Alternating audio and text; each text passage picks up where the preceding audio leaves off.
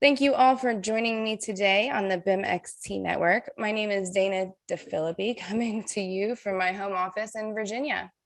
For those of you who do not know me, I'm a co-leader of computation at Smith Group, an active participant in a few different BIM groups, such as BIM Thoughts, podcast, and my very own YouTube channel, Dana Mo BIM. If you haven't subscribed, please do. Today, we are trying something new. Hopefully, we all benefit from this and you guys all have some fun. The group and I have put together a mural. So real quickly, I'm actually going to throw up a poll here on who has used mural. Have you used mural before? Or what is mural? Right? Never heard mural before in my life. And that's okay, because we're going to go over it and hopefully have a lot of fun and hopefully come away from this thinking about how cool mural is and how you can't wait until next meeting. So end poll will share the results there. So it looks like about half of us have no idea what mural is. About a third of us have never used mural and a third of us have used mural. So that's completely fine. Like I said, hopefully it's a very intuitive environment. We'll all be able to pick it up very quickly. So you can see, I actually have a few moving mouses in my screen here, which is very, very cool. Hopefully you guys see within the chat, Allison has shared the link to the mural. So please feel free to join me and the group over there. You can join as a visitor, or if you have a mural account, for the third of you that are familiar, please feel free to join as yourself. As you may be able to see, the mural is broken up into two areas. The area on the left with the gray background goes through information about the group. One thing that you may be able to notice is if you double click on something like an image, it will take you to a link possibly. So the Twitter, the LinkedIn, my YouTube channel, all of those are links you can double click on. So interact with them in a different way, right? Way cooler than my PowerPoint. So this will, from now on, replace my PowerPoint. 5 different user groups across the East Coast have come together. You can see they're all listed here, right? DC, Baltimore, Revit, Richmond, Virginia. I'm wearing the Revit DC shirt today, personally. Revit Triangle and Revit Queen City. And that list is growing, so we may see a wider representation. Some of our advisors, you guys are really having fun here. That's awesome. Love seeing that and seeing some of you guys pop in some notes and different things. Some of our different advisors here within the group. Once again, you can get to their information by double clicking on their LinkedIn and or Twitter page. And today, our presentation is on add-ins. Very, very thankful for having Ahsan Aranajad for joining us today. He is truly my favorite person. Very, very inspirational to the industry as a whole. And today he's going to actually talk to us about PyRevit, his free Revit add-in. He has generously given this to the industry, and it has so many cool tools in it. So make sure you check it out. He's going to tell us all about it. If you don't have familiarity with that, you will after this. And then we have Jason Kunkel with CAD Micro. One thing I actually want to mention really quickly, backing up. Sorry, Jason. Ahsan actually presented with the group in January on Rhino Inside Revit with his colleague, Scott Davidson. You can get to that presentation through our LinkedIn page by double clicking on that icon. Just a little side note there. I'm going to close out of the outline. Jason Kunkel today is going to actually have a really cool presentation. I'm very excited about it, and that's something that I'm super familiar with. How an idea becomes an add-in. You guys may know CAD Micro Systems. They create quite a few Revit add-ins, maybe some that you're familiar with. And so how does that process happen from it getting on Jason's desk, right, to becoming an add-in? How does that process actually occur? So we're going to talk about that. Jason's going to talk about that. I'm really excited to learn about that. Now, over on the right side, you guys are awesome. I see you're already starting to interact here. You can see this is completely for you guys, the BIMxt network participants. So most of the mural here is for you guys. One of the best things about BIMxt network is that we network, right? That's the coolest thing about us. Our chat is always super, super active. So we're kind of replacing our chat with this mural here. So you can see that we have a few different groups of information where you can share different things. We've actually replaced a few of our polls. So over here on the very far left, it looks like somebody's added a note over top of my notes. It's fine. It's fine, you guys. These are actually for reference.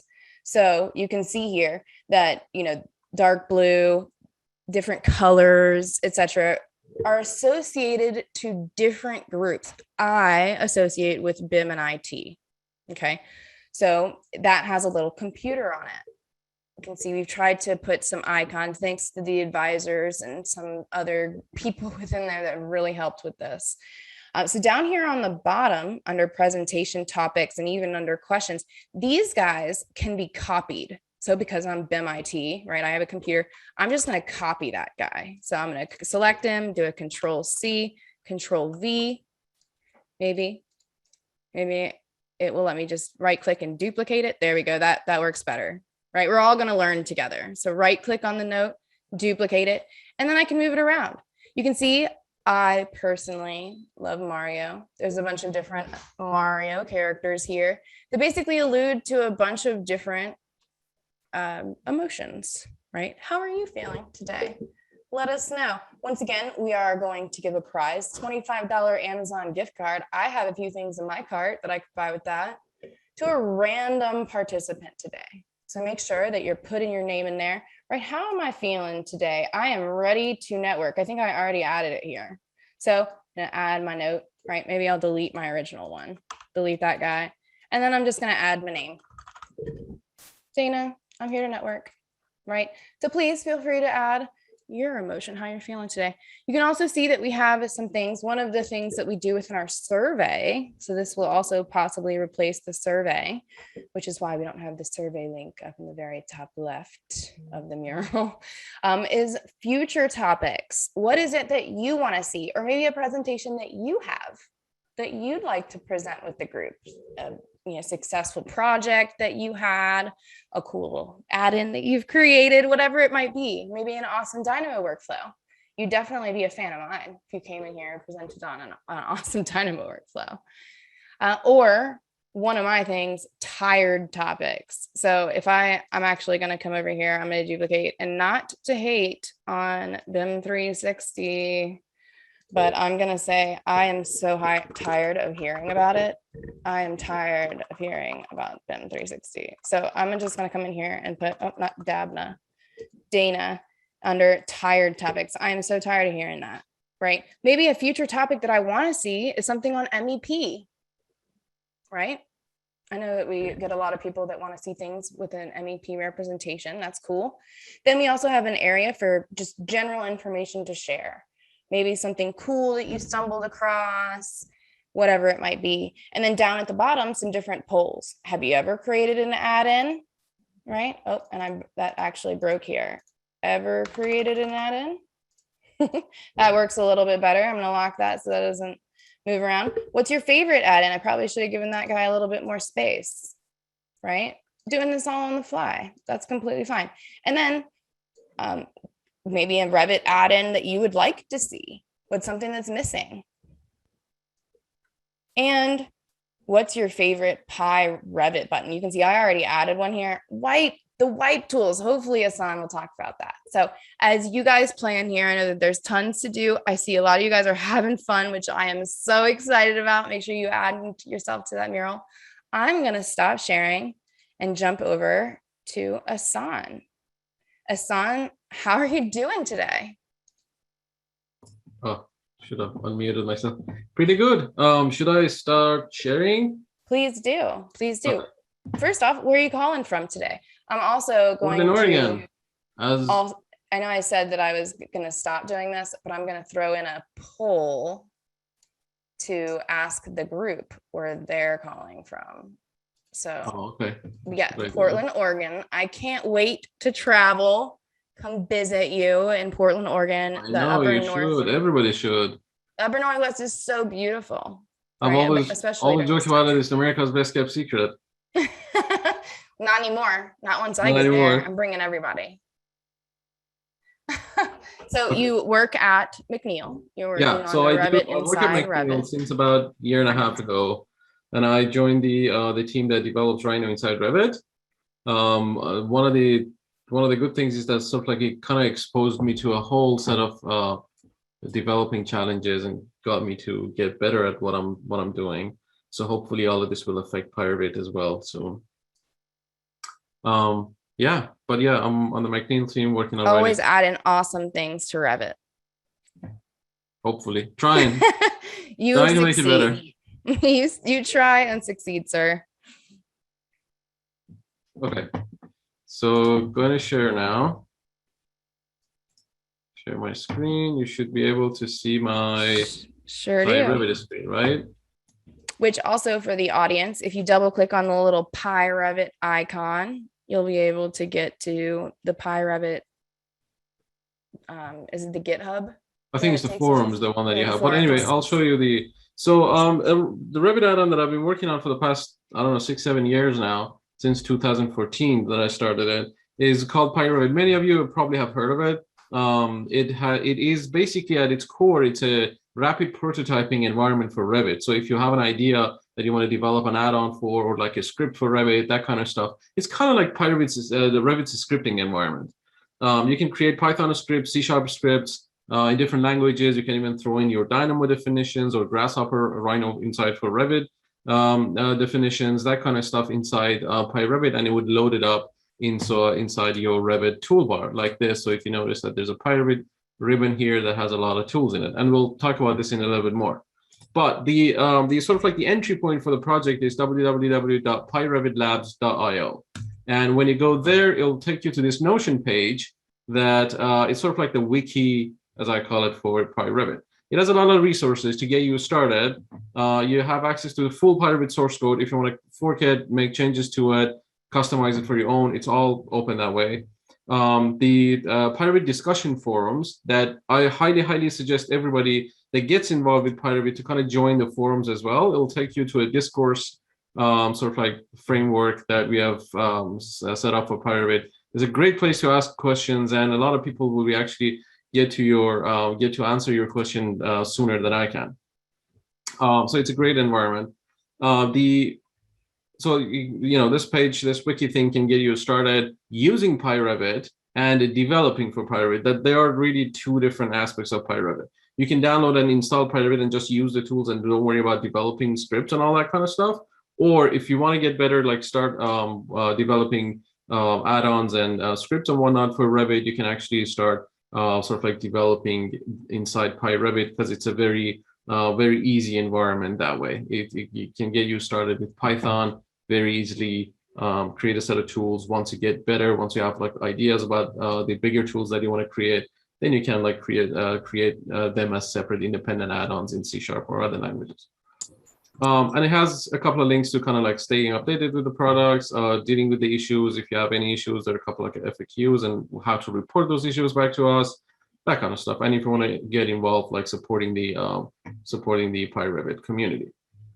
So this is pretty much all you want to know. If you want to develop for PyRevit, this couple of sort of like articles here that are creating your first command, developer docs, PyRevit command line interface, and PyRevit for Teams. They're actually really good. Some of them are actually pretty big. Like the developer docs is mostly focused on developers and has a lot of YouTube videos on how you can start with Python for Revit and sort of like all the resources related to PyRevit. And you can, they sort of like the services and the mechanisms that are available to you to sort of like create your own scripts.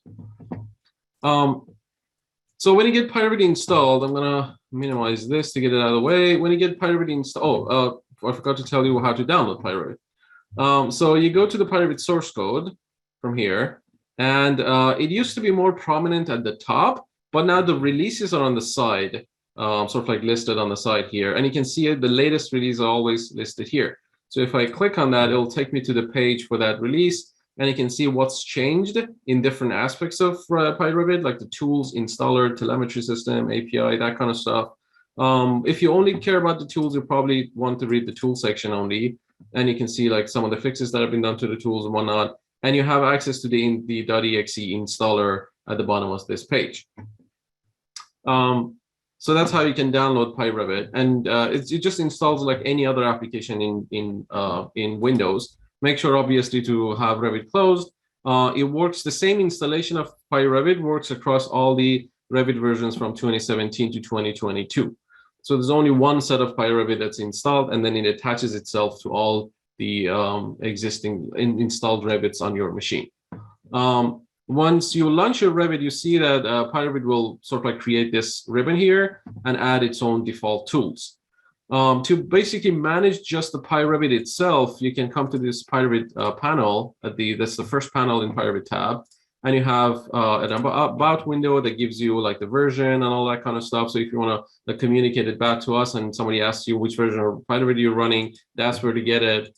And one of the most important, there are a couple of links to like good resources like API docs and sort of like wiki and all that kind of stuff that we talked about. But the settings window is also an important window to kind of take a look at. There are a couple of core settings that sort of like more advanced. You don't generally want to mess with those kind of stuff. Environment variables, don't worry about it much. Once you install PyRevit the first time, PyRevit always gives you this window, this report window when it starts up. It kind of tells you what's going on. That is on the reporting level. So if you don't want to see it, you can turn the reporting off and just PyRevit will load silently. And you can also, there's a whole bunch of other settings in here too. You can also attach and detach PyRevit to different Revit versions right from here. So if you have like 5 different Revit versions and you only want PyRevit on one of them, you can come in sort of like here and turn off the ones that you don't want. And UI UX section has a couple of tools for working with the UI. Like it's got this free colorizing tab colorizer that I also have active right here. You can see that tab in my Revit document has a top border, like a dark border around it. That's where you can customize those, and you can sort of like colorize the project tabs and family tabs separately and independently from each other. So a couple of like this, and then at the bottom of this, there's a place that you can add your own extensions to PyRevit, which is a whole different set of things that you can do when developing for PyRevit. So there's a lot of really good tools in here. I'm going to grab this and move it out of the window. There's a lot of good tools in here. I'm just going to go over some of the more sort of like popular ones, but basically you have a set of toggles in here that you can, like for example, the tab coloring thing that we talked about. Let me actually open another document so you can see how it's going to look like with a different document open. You can see that this document is using a different color, like the blue one and the dark one. And you can customize these colors the way you want to, and even the thickness of that, all that kind of stuff. So this toggle usually turns on and off, or toggles the features that PyRevit provide to you. So you can turn things on and off that way in the UI. And like there's a Minify Revit UI that if you have a lot of Revit add-ons installed, you start seeing a lot of tabs in there. And that's one of the tools that you can sort of like simplify the Revit UI. One of the things that I want to tell you about sort of like PyRevit in working with PyRevit in general is that there's a couple of tools that have a dark sort of dot at the end of their name. That means that they have options. Like you can configure these tools independently from PyRevit. And the way you get to it, it's described in the tooltip. So if you hold Shift and click on that tool, it'll take you to the options for that tool instead of actually doing what it does, right? So in terms of sort of like minifying, I can select which Revit tabs I want to hide when I'm minifying the Revit UI. So if I say I want to turn off PyRevit and PyRevit Dev and I say hide selected, when I turn this off, these 2 tabs will go away in the UI, so I can simplify my UI to sort of like work with my projects more effectively. Just giving you examples of what these toggles are. All these PyRevit panels, they're basically Revit normal tool panels. So you can grab this, like if you want to grab the selection and move it outside of the Revit window and sort of like go about your projects, go about your tabs and all that kind of stuff. You can do the same. And then just like any other Revit, you can just grab it and throw it on the panel again, and it will go snap in its original spot. There are a couple of really good pick tools. So let me open a level here. Actually, let me open one of these standard Revit projects if I can. Have something in here. Let's just go, I don't know, let's just go with this.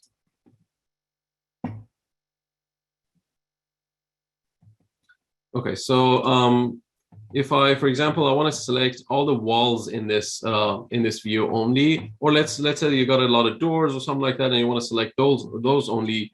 The Revit pick tools are actually super helpful. So if you click on the pick, it'll give you the options for like most popular categories, and you're like, well, I just want to select the walls. And when I do a box selection, it only selects those elements. It's a lot better than selecting everything and then going to the corner filter box in the corner of Revit and trying to filter stuff out. Again, it has a black dot in front of it, so you can shift click and option and customize the categories that you want to see on the favorite list. So if you're a structural engineer, you want to see a whole different set of categories, you can do that. And then it's got different variations for picking detail elements versus model elements. So if I have a lot of like detail lines over this, this is a 3D view. Let's go to something like this. Let's throw a couple of detail lines. If I say, hey, select all the detail elements, and I do this, it doesn't select anything else, only selects anything that is view dependent and considered to be detailed, like text. Such a time saver, right? Exactly. Not having to actually helps a isolate lot. Elements and stuff. Yeah, it actually helps a lot. Like I used to draw a lot of, for example, wall sections. And every once in a while, the location of the wall changes and you have to move all the graphics that you have on the wall sections. For those kind of stuff, it's actually pretty helpful. There is another very popular tool in the Revit called the Pattern Maker. I'm going to go to Views and create a drafting view here, let's say, whatever that scale is. And I'm going to draw a tile. Maybe not make it too big. Maybe like about 2 feet by 2 feet. So that would be 2 feet and then 2 feet. It doesn't have to be a square. It can be anything that you want it to be. And I'm going to draw a couple of circles here and maybe splines. And then anything else that you want to draw. And I'm going to select all of these. These are the core of my pattern. And I'm going to say Revit make pattern. Give it a name.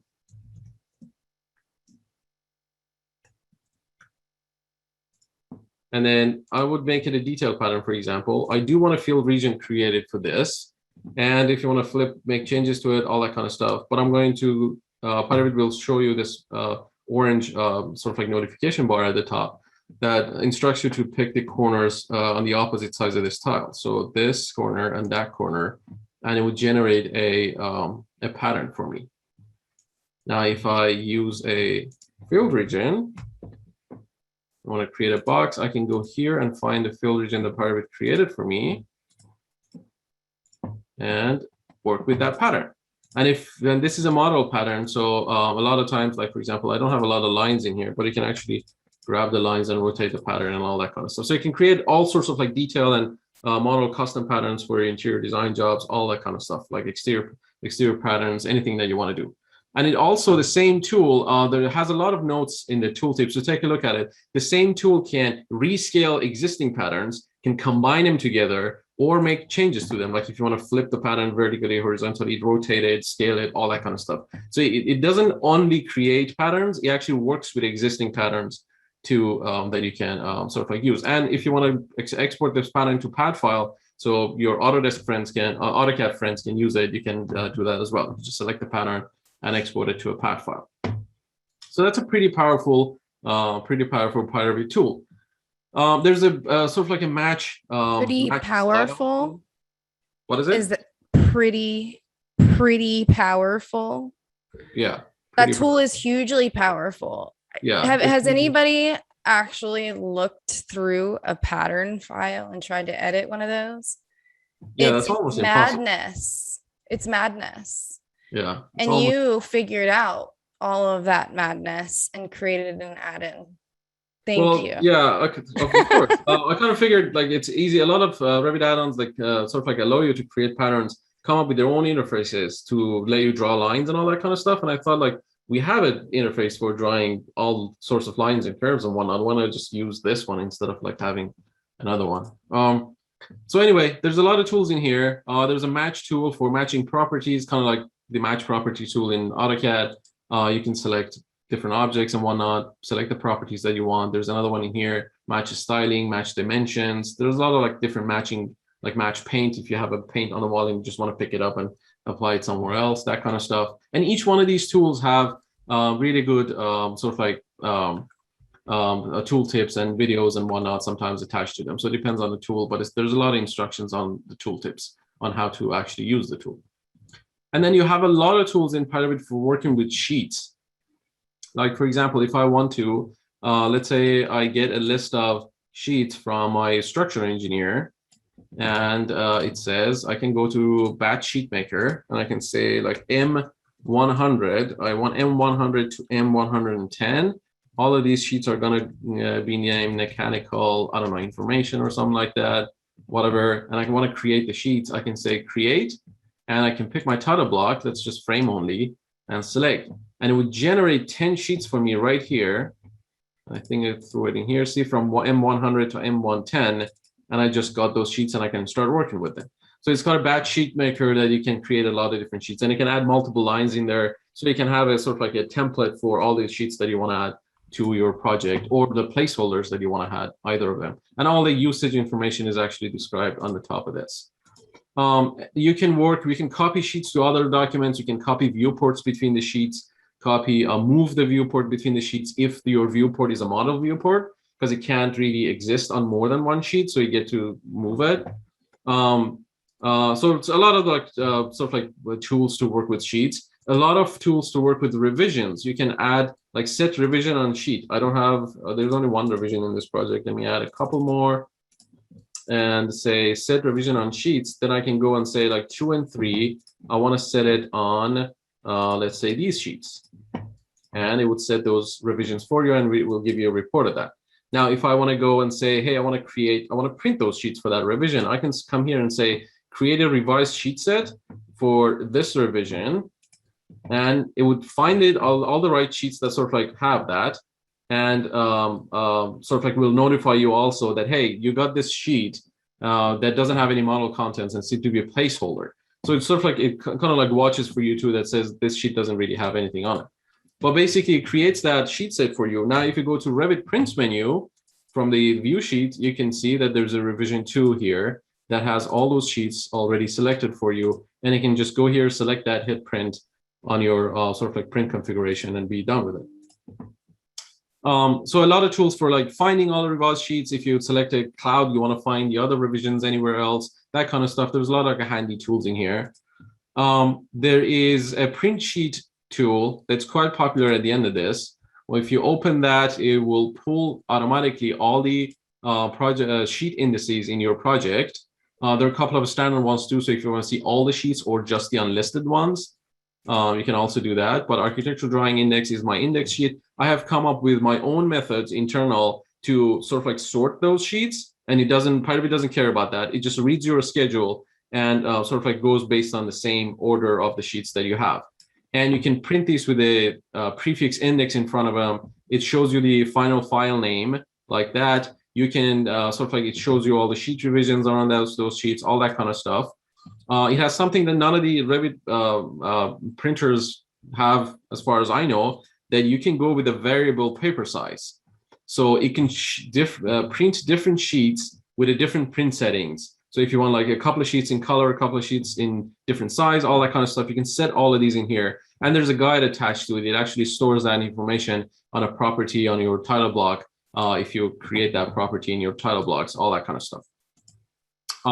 It also does, let's go back to something normal. It also, for the naming, has naming formats. So you can, if you're working with a, let's say, jurisdiction that has online submission and they sort of like require a very specific format, naming format for the PDFs, you can actually define that format using the existing parameters that you have. You can grab parameters from your title block, from the sheet, from the global parameters, anything that you want, and include them in the name, and just swap and say, hey, I want to use this. And it would change the naming patterns for all the PDF sheets. And you can just hit print, and it would print out all the PDFs that you want.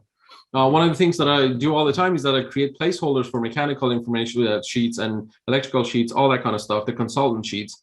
And I want to sort of like reserve so this option that says include non-printable sheets in indexing, I reserve the numbers for those sheets in my index. So when I print, those PDFs are empty. I can just grab them, place them in the same folder, combine all of those in one set if I want to. And you can combine all into one PDF if you want to from here as well in order. So it sort of like combines all the sheets into one PDF in order. It's a pretty powerful print sheet tool. It can also work with any other projects that you have open. So if you have other projects attached to this model, you can actually open that model right from here, print a couple of sheets from there, and be done with it without really dealing with like manually opening that model and printing sheets and whatnot. And then one of the most sort of like powerful tools in PyRevit that is sort of like newer is the Manage Keynotes tool. This Manage Keynotes tool, I don't have any keynotes attached to this one. Let's go on desktop, create a keynote file here. Let's call it keynotes. I'm going to use that, and sort of like PyRevit will open this, and I can say, give me a new category. Let's say the category key would be C1. And this is my, let's say, FF&E keynotes. And I'm in that category, so I can see all categories, that single category, and I can start adding keynotes and say like K1. And notice that it shows me all the used keynotes, the key unique keys here, so you don't have to duplicate stuff. Is this single user? No, it's actually multi-user. And oh my gosh. It does work with BIM 360 as well. What? So create keynotes, like this is going to be my first keynote. And there's a lot of like handy utilities in here that if you want to capitalize all this, that kind of stuff. You can do that. And then that's the keynote. I think I do have, so if I double click on this, I'll go, let's see, go to drafting. Let's go to one of the views that I do have. That's actually a model view. Working, let's go to this one. And I'm going to open my Keynote Manager and double click on this and place a keynote right here. And you can apply as many keynotes as you want right there. And then if you go back to Manage Keynote, you see that it shows you how many keynotes have been used of this type. And you can click on this find, and it will list every single one of them for you. And if you click on this, it'll take you to that keynote that's placed inside your project. So it's a very, very powerful Keynote Manager. One of the nicest things about this, I think, is that it's fully backward compatible. So if I want to go into view and sort of like, actually annotate and go to place a keynote, element keynote or something like that, and I want to do this, see when it opens, Revit actually sees all these keynotes as well. You don't really have to use the Keynote Manager if you want to, if you start using PyRevit's Keynote Manager. The text file, if you open it, for people that are kind of used to editing this, it follows the exact same format. It uses comment lines to write some information for PyRevit to be able to handle this text file. So if you file this project and after 5 years open it without having PyRevit, you still have access to all your keynotes. It's the same file. And if you store this file on a project that is in BIM 360, let me open one if I can. Right here. See, I think I do have one that has, maybe I don't on this one. Anyway, if you have a project that is open in sort of like placed on BIM 360, and you do have your Autodesk sort of like, what's the new name of it? Autodesk Docs? Autodesk Desktop Connector installed on your machine. And this is synchronizing all these projects, all that kind of stuff on your machine. See, like I have the Keynote text file right here. If I open that project, and open the Keynote Manager recognizes that you're managing keynotes with BIM 360. It gives you the same exact interface. When you open the Keynote Manager, it locks the file on the BIM 360 server so nobody else can make changes to it. You get to place all your keynotes. When it closes it, it releases that sort of like lock on the BIM 360 as well. And you get to place different types of keynotes in here. I feel like this is a huge game changer. Yeah, so it's a pretty good, handy and a great interface. Yeah, and it also has a lot of filters in it. There's a lot of like little gems in there that I keep adding because people want it. Like for example, if I want to go in this view, let's say it's a bathroom enlarged view, and you have a lot of standard tags and notes that you put on all these views. When I go on this view, I can just say, show me, filter every keynote that is on this current view only. So, and it stays like this. It remembers its location and all that kind of stuff. So if I place it here, go back to my view, open it again, it uses the same filter, same set of keynotes. So you kind of can use it as a checklist for the items that you want on your site. And you can search for, I don't know, like CSI format keynotes. You can actually check whether your keynotes follow the right format, all that kind of stuff. It's pretty powerful search mechanism right here in PyRevit keynotes. It does automatic conversion of your existing keynote text files if you already have one. So that works as well. How much more time do I have, Dana? Is it pretty good? Looks like you have a few more minutes, but we are racking up a few questions. You want me to list a few of those for you? Yeah, sure. Just let me just finish with showing this. There's Perfect. a panel at the end that's called project that gives you a lot of like project management kind of tools. So let's say you have a Revit model, they don't know which version it is. There's a get Revit info in here, and you can go grab that Revit model, double click on it, and it will print. Oops, this one doesn't work. Bad example. Anyway, not gonna do it again. Live presentations. I love them. On some of the most of the Revit models, it'll show you what Revit version, exact Revit version, where it was originally saved, all that kind of stuff in there.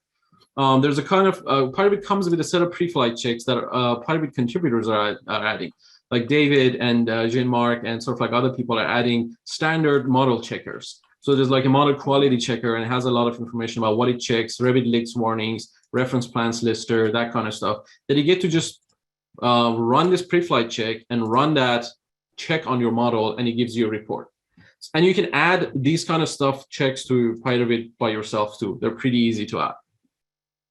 And then like there's a lot of wipe tools at the end of this that you can, let's say you want to send your model to somebody else, you don't want to include any of the sheets or materials, all that kind of stuff. There's a pretty big model cleaner that you can just grab anything that you want to clean, and it will clean and call purge at the end to get your model cleaned up. And there's a whole lot of stuff in here too, like there for like Revit users. Tools. What is it? I love clean Revit models. Yeah, these are like there's a lot of wipe tools in here that you can use to clean stuff. Like empty elevation tags that remain in your model. Cautionarily, that be very careful. It's sometimes dangerous. A few of our comments, a few of our questions have been tied to the safety related to every user having PyRevit installed because of how powerful some of these tools can be. Okay, so it's a great question. One of the things about PyRevit is that all these tools that you see, they're very accessible to you. So if I hold Alt and click on a tool, it'll take me to the directory that has that tool. And if you look at the directory, it says overkill.push button. So this overkill, it's a bundle. That's why we call these a bundle. And that was Alt press button. Alt press button. It takes you to the bundle. And if you go back up, you can see that there's a definition for the stack. There's a definition for a panel. There's a definition for the PyRevit tab. So if you don't want all these tools, you can grab as much as you want from PyRevit, create your own extension, and distribute the tools that you want to your Revit users. You can customize this panel using the same sort of like format in your extension. All of this is included in the PyRevit source, but you don't have to use the exact layout of PyRevit. You can customize your PyRevit distribution and sort of like distribute it using that way. And there's a lot of information on this page for if you go to the PyRevit wiki and make sure you read the PyRevit for Teams section. And it has a lot of information about distribution model, deployment, how you use the CLI, that kind of stuff to get PyRevit installed, whatnot, things like that. Love that. Love that. You want a few other questions thrown at you? All right. Yeah. So deploys and updates. Do you need to uninstall when there's a new version of PyRevit, or does that take care of the uninstalls during the install process? The installer will take care of uninstalling, and it actually updates the existing one and sort of like figure it out. Because you're amazing, and of course, why wouldn't it? It's the installing PyRevit. Installing software in Windows is always a pain. So it's one of those things. Like every once in a while, the installer doesn't work correctly, all that kind of stuff. The only thing that's about the installer that you might need to know is that the installer, when it runs as a elevated user, works differently than when it runs as a normal user. So if you wanted to get installed in program data for your system, basically for your system setups as a system user, it by default installs to program data and puts the configuration in there instead of user folders. Now, with that, and with what you were speaking with previous and kind of the customization and how you can get to some of the source folders and things like that, do you have resources tied to, how we can do an enterprise deployment with custom extensions? Absolutely. All this page that I gave you, Pirate for Teams, is exactly that. Pirate comes with when you install Pirate, it gives you a command line interface tool. So you can, on your command line in your PowerShell or any other shell in Windows, you can just say Revit, and that's the command that you have, and a lot of management commands that it has. So instead of, I decided a while ago, instead of creating a very, very advanced installer, I'd rather put the effort in creating a command line application that you could use to install and deploy Revit in any way you want across your organization. So like Revit extend the command can install extensions for you. Revit clone command can clone any version of Revit that you want, even from your own servers. And all this stuff is described in that document that I showed you. And it has a lot of utilities too. Like if I want to say what Revits are installed on this machine, I can ask Revit to check that for me. And it gives me the exact versions of those Revits. And if I want to say, like if somebody reports an error to me, the first thing that I ask from them is to open the command line, type Revit env, and it would do a full environment report for me from the Revits that are installed, the Revit clones, which one are them attached to different Revits, which extensions are installed, all that kind of stuff right here, and I get to see all of that. So it's a pretty powerful CLI tool, and that's what this article mostly talks about, that, hey, like there's this tool, if you want to deploy Revit, just deploy the CLI tool, and using these methods and whatnot, and then to clone Revit, you can just run these commands. To attach Revit, you can just run these commands. To install your extensions, you can run these commands, that kind of stuff. Awesome. Thank you so much, Asan. Please, all the participants, please keep posting to the mural. I just posted in the chat for those of you who may have joined a little bit late or who are not in the mural yet. A lot of activity going on in there, so please join us in there. And if you have any questions for Asan, please continue to add those. So thank you so much, Asan. That was really, really cool. And I am so excited about some of those new tools. The Keynote Manager is definitely a game changer. Yeah, I've been working for a couple of companies to get this sort of like figured out and remove the bugs and whatnot. And they seem to be pretty happy. It's been a while that I haven't heard from anybody. So I'm assuming that, they're using it without any issues. That's good news, right? No news is good. That's good news. Yeah, no news is good news. Awesome. Well, our next presenter, as I mentioned, Jason Kunkel, he's coming from CAD Microsystems, going to present on how to create a Revit add-in and why we create Revit add-ins, right? Yes. Well, yes. That's where are you calling from today, Jason? I'm in Northern Virginia. Made a shift from Richmond. We are up here now in Alexandria and need to finish decorating my office, but that's for another day. So there you go. There you go. Awesome. Yeah. Thanks for having me. Thanks for joining us. Tough presentation to follow, frankly. But we'll do what we can. You're gonna show all the people the work that Asan does, the hard effort that he puts into making Revit so beautiful and sleek. Unfortunately. Yes. So no, I knew it'd be tough to follow. I've just got a PowerPoint to kind of walk through to collect my ideas here, but I am not above trying to crack into Gen X nostalgia here for my presentation. So I wanted to, all right, we're good? See the screen? We see it. All right, so walking through how an idea becomes an app. We've got a few minutes left. I'm going through there. So for us, I work for CAD Microsystems. We do some of our own internal application development. On top of that, we get contracted by firms and contractors and engineers and architects to do application development for them. In addition, as was kind of hinted at the beginning of the presentation, we do development directly for Autodesk as well.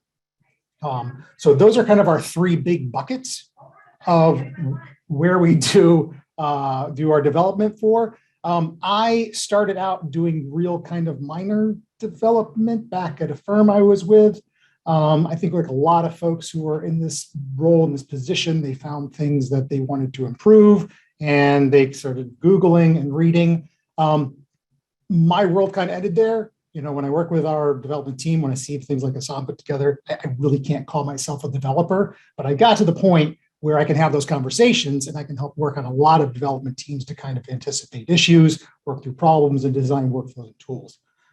So in these three buckets, really, in terms of where our ideas come from, the first one here is our consultants are working, something is frustrating them, something's making them angry. Let's see if we can fix it. For most of the firms we work for, it's usually a monotonous and tedious workflow that they're tired of repeating again and again. And then when we're doing our work for Autodesk, there's a whole litany of different influences there. We have different groups we work for, different departments, and of course they have different customers and different needs and market shares and all sorts of things. But once we get our idea, once there is the impetus, this is kind of the stages we go through. They're not really project phases. There's nothing we're going to put in a proposal, but we go through planning, we get some alignment, coding, of course, and then testing. So this gets us from kind of our just general idea down to a shareable, deployable, installable add-in for Revit. AutoCAD, Civil 3D, wherever we're going there. On the planning end. So this is where we have the idea, we start sitting down, we try to figure out, one, can Revit do what we want it to do? So every year, the API evolves inside of Revit. New things are added, some things are changed. A couple of years ago, we started talking about ceilings, and anybody who wanted to develop in Revit got angry. Recently, they changed that. We can now deal with ceilings. But we are limited by what Autodesk exposes through the API. So that might be a full stop right there immediately, whether or not it can actually be done. We do some testing, do some little prototypes. Are we really 100% positive that it can do that thing? Because even though it may say it can do that thing, it may not work exactly like we think that we want that thing to happen. There's certainly clarification. We've got discussion with stakeholders to figuring out if the route we're going down is the route they wanted to go down. And then, as former architects and designers, the fun part is starting to lay out UI. This is all done in kind of this nascent, let's have a lot of charrettes, let's have a lot of conversation, planning stage. It certainly is not disordered or disorderly. It all kind of gets all cycled together, and we can do some research, we can have some phone calls, we can put some UI together, do some testing, and it all kind of bundles up together. Some of the tools we want to use, or we are using, and this is not an endorsement necessarily, it's just what we've been using and it works for us. SmartDraw is out there as a great kind of lane control workflow documentation. There's an application called Mock Plus that we use for our UI layouts. It's got a nice, easy-ish interface. No coding is necessary, easy to share with people to kind of test out. And of course, there's just good old Photoshop that we like to throw things in as well, because it's just easy to move graphics around. So once we've kind of tackled things on the planning end, we end up with a document. It is not really a book. It is not this large. We don't print it. But this is where we need to get alignment. So the document we develop is what we call an SRS, Software Requirement Specification. Depending on the scale of our projects, it may not actually be as formal as that. It might simply be an email conversation. But we want something documented between our team, the stakeholders, and anybody else who's going to be involved to make sure that we have alignment and agreement on the functionality, on the general design, on the workflows, and the final form. Final form meaning, are we giving them an EXE? Are we giving them MSI? Is it a web-hosted application? But all of this is done before we start coding at all. This is getting everything in line. This is getting our scope defined. And this is giving us our milestones to make sure we are hitting the right things. A lot of what I'm saying is probably common sense. You're like, well, yeah, we should absolutely do that. Some of these things were kind of trial by error as we were going through here. You kind of learn, you adjust, you tweak. And this is the process that we've gotten to that seems to hit the mark well for the scale of development that we need to do. So coding, then we start coding. Like I mentioned, for me, that was Google and copy pasting. So luckily we have a lot better coders out there. Questions inside of Revit. What versions are we supporting? Are we expecting upgrades? A lot of question lately has been, is it going on Forge? Are we expanding this? Do we need to connect to other APIs or other services that are feeding into this? Meaning, is it not truly exclusively a Revit-only application? And then a lot of times there's supporting content, which we might not have thought about, but we got to make sure we staff up and get ready to kind of create that. Might be RFA files, might be external databases, might just be random text files that need to be filled up. So when the coding happens, every so often, Revit's got its macro editor. If it's a really, really small application, it's a really nice place just to kind of hop in, test, launch, tweak, go from there. But most of our work is done inside of Visual Studio. And then in terms of storage, we're using DevOps. And for our Autodesk projects, we're using Autodesk private GitHub as well. Visual Studio. I don't know if folks have used it, but it's broken down to this concept of solutions and projects. And the big question around that kind of goes back to version. Visual Studio has a great facility to allow you to kind of customize your projects, and there's conditional formatting, and that allows us to kind of build the add-ins for the different versions of Revit.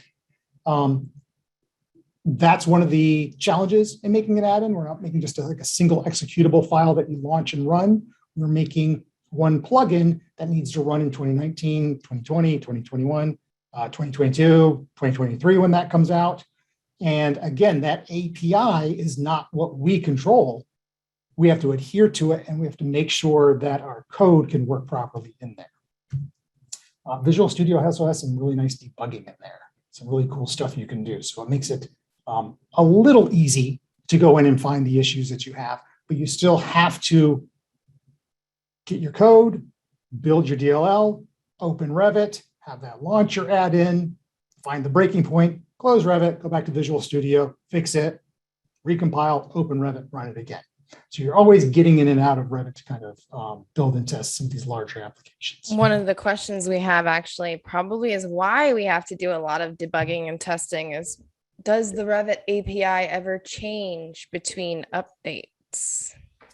I think there have been some minor tweaks. I'm assuming we're talking like within the 0.1, 0.2s. There have been some real basic minor ones, but the major ones are for those year version updates. For example, I think it was 2020, there was a significant change to how it handled naming of units. And we had to kind of rewrite everything that we had that handled units, inches or square footage or anything like that. Yeah, most of the time you're pretty safe within the same year. Just a quick note in terms of storage, we do use Git solutions. It's either DevOps or, like I mentioned, Autodesk has their own.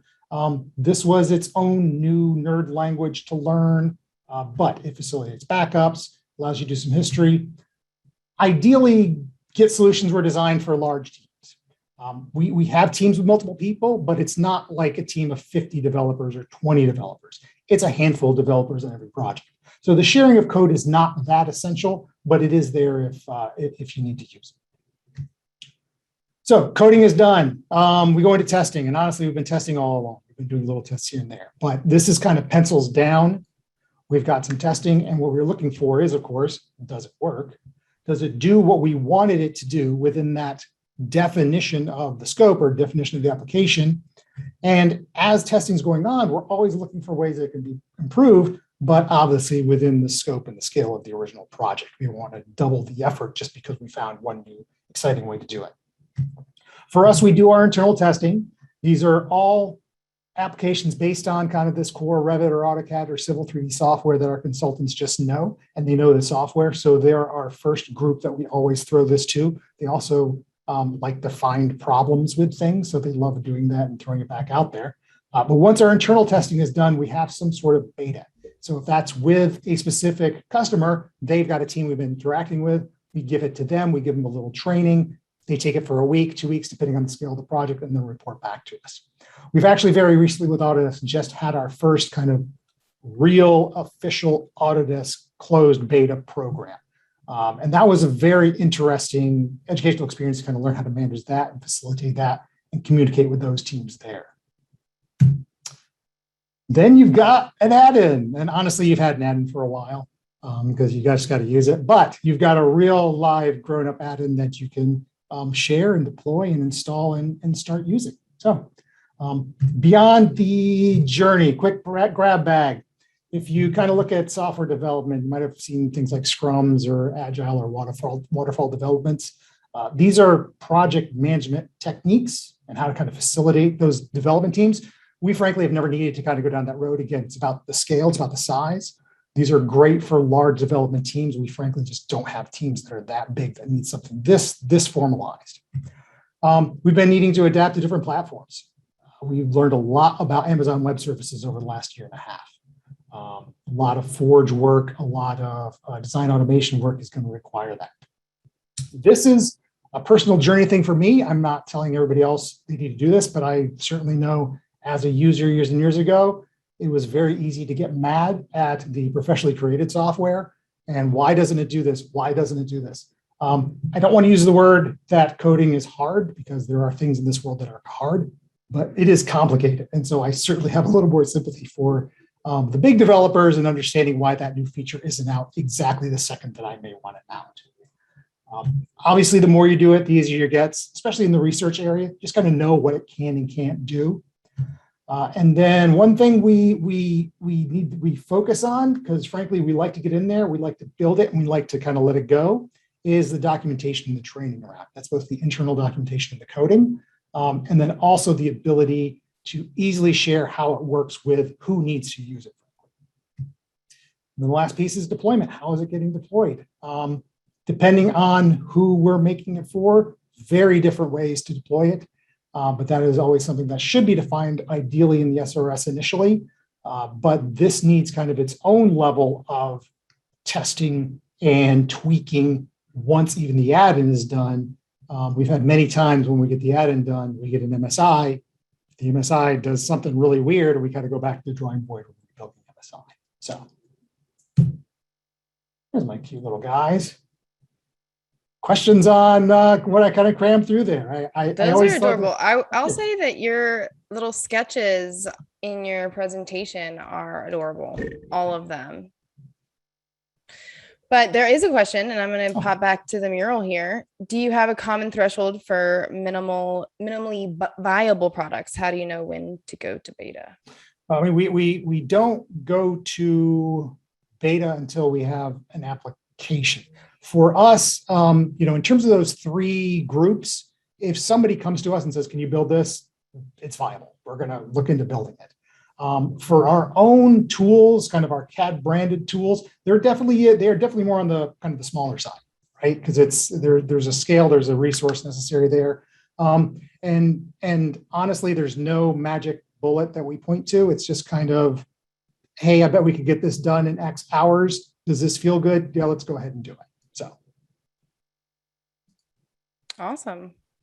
Well, thank you so much, Jason. That was super enlightening. Thanks. I really appreciate that. I will say thank you all for those of you who participated today in the mural. As you can see, it was very successful. Our participant who wins the $25 gift card, congratulations to, hopefully I do not butcher your name, Nikhail Ranga. So congratulations. Someone from CAD Microsystems should be contacting you to give you that gift card. And lastly, before we jump off, in perfect timing, I went ahead and added an image over here at the survey. You double click on that guy, it'll take you to the survey. Making it super easy over here. So make sure you fill that out. Thank you so much for all of those wonderful future topic ideas. We are definitely going to take that into consideration as we plan the next few months of topics. So thank you all. I'll stay on for those of you who may want to ask some questions or what have you. In a few minutes, we're going to kick everybody off. So thank you for joining us today. Hassan and Jason, if you could stay on, if you have a moment, that would be appreciated.